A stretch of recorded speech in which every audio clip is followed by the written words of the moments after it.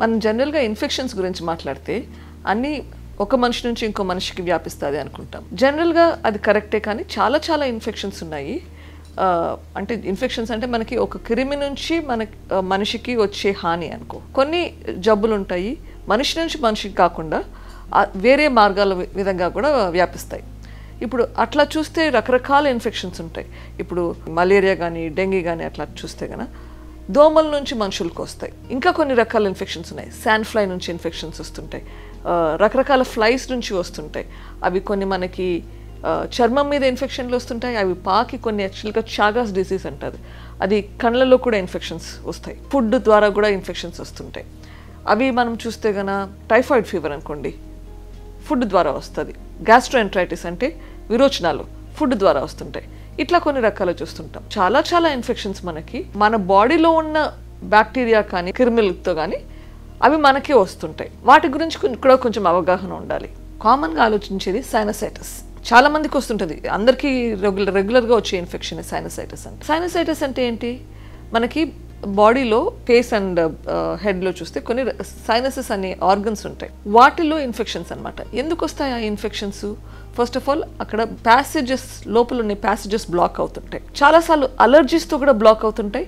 దానివల్ల secondary infections రావచ్చు, లేకపోతే వైరల్ ఇన్ఫెక్షన్స్ వల్ల ప్రాబ్లమ్స్ వస్తాయి, దానివల్ల సెకండరీ బ్యాక్టీరియల్ ఇన్ఫెక్షన్స్ వస్తాయి. ఈ సెకండరీ బ్యాక్టీరియల్ ఇన్ఫెక్షన్స్ అంటాం చూడండి, అవి ఎక్కడి నుంచి వస్తాయి? మన బాడీలో ఉండే బ్యాక్టీరియాని ఎట్లయితే మామూలుగా బయటికి పాత్వేస్ అన్ని బ్లాక్ అవుతాయో, ఆ బ్లాక్ అయినప్పుడు ఎక్కువగా గ్రో అయ్యి దానివల్ల సైనసైటిస్ వస్తుంది. మనం యాంటీబయాటిక్స్ తీసుకుంటే మనం ఏదో ఇన్ఫెక్షన్ కోసం ట్రీట్ చేయాల్సిన యాంటీబయాటిక్స్ మన ఇంటెస్టైన్స్లో ఉన్న బ్యాక్టీరియాని కూడా మార్పిడి చేస్తుంది. గట్ మైక్రోబయోమ్ అంటారు. ఆ గట్ మైక్రోబయోమ్ అనేది మారుతుంది.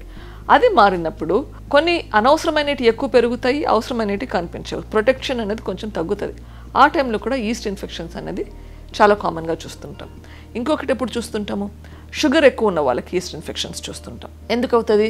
అగైన్ బికాస్ ఆ మెటబాలిజం, గ్లూకోజ్ మెటబాలిజం వల్ల ఈ ఈస్ట్ అనే ఫంగస్ ఎక్కువ పెరగడం వలన ఈస్ట్ ఇన్ఫెక్షన్స్ చూస్తుంటాం. క్యాన్సర్ ట్రీట్మెంట్ ఇచ్చినప్పుడు ఎక్కువ వాంతులు విరోచనాలు వస్తుంటాయి. అప్పుడు స్టమక్లో ఉండే ఇంటెస్టైన్స్లో ఉండే బ్యాక్టీరియా లీక్ అవుతాయి. ఎందుకంటే మైక్రోస్కోపిక్ హోల్స్ లాగా పడుతుంటాయి పేగుల్లో, చిన్న రంధ్రాల్లో నుంచి ఈ బ్యాక్టీరియా లోపల నుంచే బ్లడ్లోకి వెళ్ళిపోతుంటాయి. అట్లా కూడా ఇన్ఫెక్షన్స్ చూస్తుంటాం. సో ఓవరాల్ మనం చూస్తే ఇన్ఫెక్షన్స్ అన్నది ప్రతిసారి మనిషి నుంచి మనిషికి వ్యాపించాల్సిన అవసరం లేదు. కొన్ని ఇన్ఫెక్షన్స్ మన బాడీలో నుంచి మనకు వస్తుంటాయి. ఎగ్జాంపుల్స్ వచ్చేసి ఇయర్ ఇన్ఫెక్షన్ కానీ, సైనస్ ఇన్ఫెక్షన్ కానీ, యూరినరీ ట్రాక్ట్ ఇన్ఫెక్షన్ కానీ, కొన్నిసార్లు బ్లడ్ ఇన్ఫెక్షన్స్, ఇవన్నీ మన బాడీలో నుంచి మనకి రావచ్చు.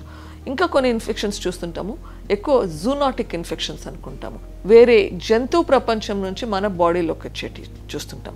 ఇవి కామనెస్ట్ వచ్చేసి మస్కిటో బోన్ ఇన్ఫెక్షన్స్, అంటే దోమల వల్ల వచ్చే ఇన్ఫెక్షన్స్ కానీ, టిక్ బోన్ ఇన్ఫెక్షన్స్ కానీ, లేకపోతే జనరల్గా వేరే జంతువులు ఎగ్జాంపుల్ కుక్కల దగ్గర నుంచి రావడం కానీ, ఇట్లా రేబీస్ రావడం కానీ ఇట్లా చూస్తూ ఉంటాం. సో రకరకాల ఇన్ఫెక్షన్స్ ఉన్నాయండి. ఇన్ఫెక్షన్స్ అంటే ప్రతిదీ మనిషి నుంచి మనిషికి పోవాల్సిన అవసరం లేదు, వేరే మార్గాలు కూడా మనకి బాడీలోకి ఎంటర్ కావచ్చు.